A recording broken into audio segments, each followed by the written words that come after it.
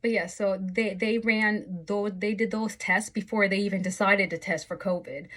They didn't do that until much later, much later in my stay.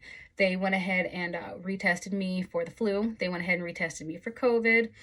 Um, and the nurse came back like hours later, and she said, "I just wanted to come in. I'm just popping in to let you know that your COVID test." She said it was positive. I'm like, "What?" I was like, really? She was like, yeah. She was like, so I'm gonna have to close your door. And the funny thing is, I was looking at these glass doors, and I was thinking to myself, I'm like, why do you guys have these nice glass doors and stuff when you don't even use them? All they use is the curtain. They just slide it closed and things like that. So, and that was like an hour, maybe 30 minutes before she came in and said that. And so she went ahead and closed my door. I automatically contacted my husband. We were FaceTiming and stuff. And I was like, I'm positive for COVID. And he was like, what? I was like, yeah, what the fuck? And yeah, so my husband was like, you haven't even been anywhere. How the hell did you get COVID? And it's funny because, yeah, my daughter tested too. So did my husband. They were both negative. They weren't sick. They didn't bring it to me. When the second ER doctor came in, you guys loved that conversation too. Uh, so yeah, thanks. I love sharing them. You know, she was going over everything, and she was like, "We don't know what's causing your pain." She said, "It may be COVID, or it may not." But they didn't see any new blood clots, at least ones that you can see on CT scan and ultrasound, anyways. It could be microclots. You can't see microclots on CT scans. You can't see it on ultrasounds. My next move is getting into a COVID clinic. Working with the doctors that are actually researching this stuff and actively, they have a role in researching this stuff and knowing the types of tests that we can do. So yeah, that's my next move. I'm getting into a COVID clinic. I have one in mind.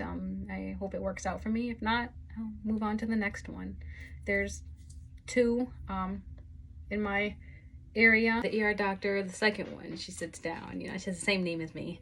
And she said, so this is what I can do for you. I can give you, because the Norco that they gave me wasn't working. The Tylenol that they gave me on top of that wasn't really working.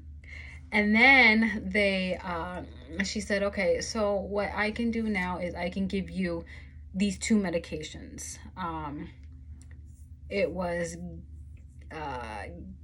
gabapentin, and it was another one.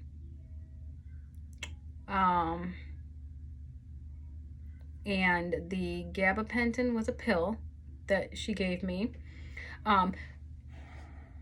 And keep in mind that I hadn't had dinner. So I did not have any food in my system since lunch. And I was taking all these meds and things like that. The IV that they gave me an IV medication, and then I have to look that up. And then they gave me the pill, which was gabapentin. And then they gave me the saline after the medicine in the IV.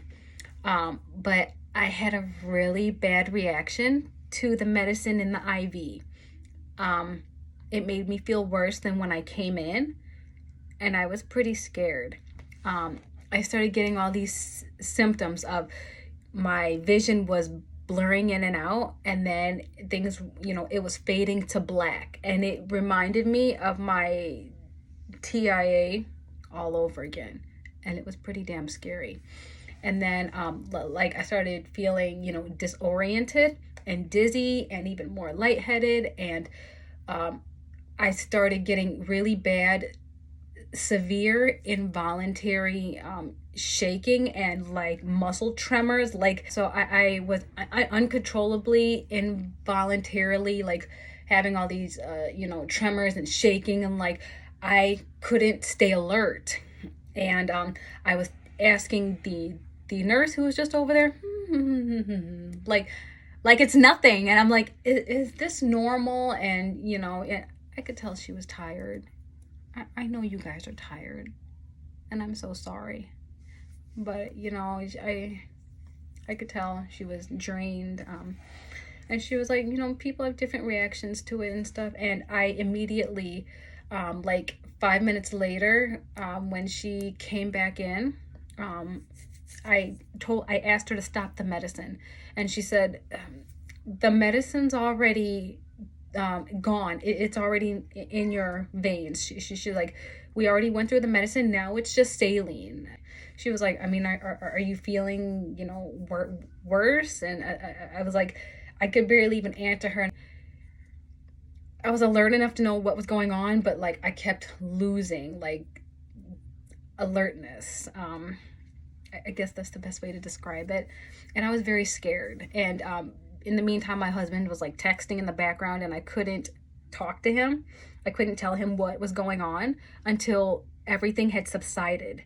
Um, Everything subsided, and I don't even know if this timeline is correct, but it was maybe about 30 minutes to an hour of dealing with that until everything subsided. You know, then doctor came in and asked if I was feeling better, and I was like, you know, my pain's not at a 7 anymore, it's more like a 4, but it's still there. And she was like, yeah, so they don't know what was causing the pain. She's like, it could be COVID, may not be, I don't know, but no new clots that they could see.